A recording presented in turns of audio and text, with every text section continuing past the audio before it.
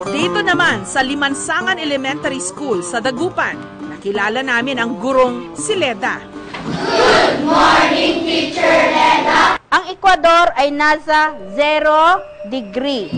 Pasensyosa raw siyang guro, pero istrikta sa mga estudyanteng talagang pasaway. Pero pagsapit ng dilim, si Ma'am nagiging terror. Ang mga nag-aabang kasi sa kanya sa kwartong ito, mga bangkay.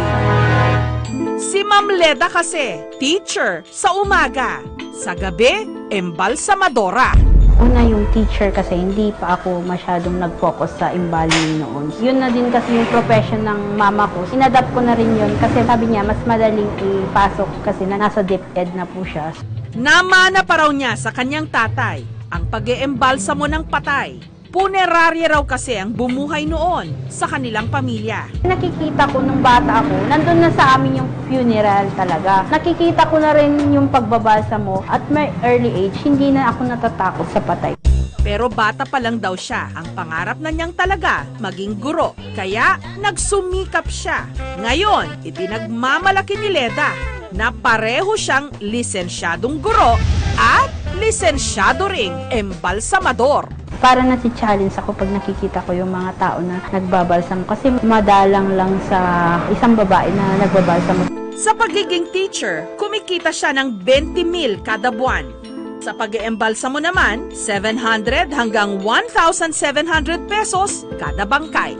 20 taon na daw siya sa pag-eembalsamo. 14 na taon naman sa pagtuturo.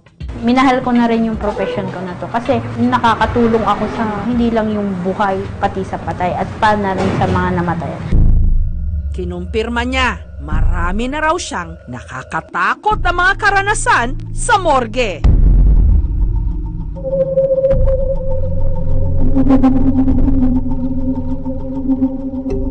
Maraming nagpaparamdam doon talaga. Tapos biglang mawawala. Mayroon pa yung mga madaling araw, nagbabalsamo.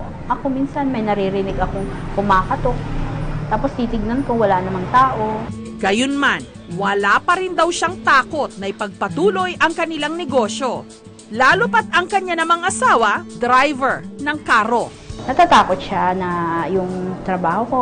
Pero sabi ko, huwag mong pandirian kasi dito kikita ako. Si Teacher Leda ay isang embalmer pero hindi na ikinakahiya sa ibang tao.